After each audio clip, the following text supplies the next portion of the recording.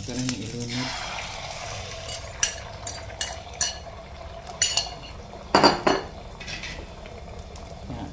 Butangan na ito butter. So, ang teknik agad niya ano, hinayan o mahayo ang kayo.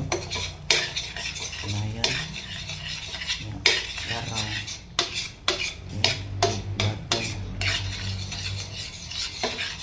So, kaning purpose ang butter para mo creamy dito siya. So, hinayan mo ito maayo.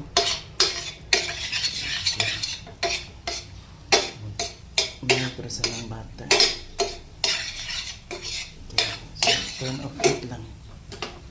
Okay, baga may naglubot na itong karaha. So, itong init siya kung maanap pa.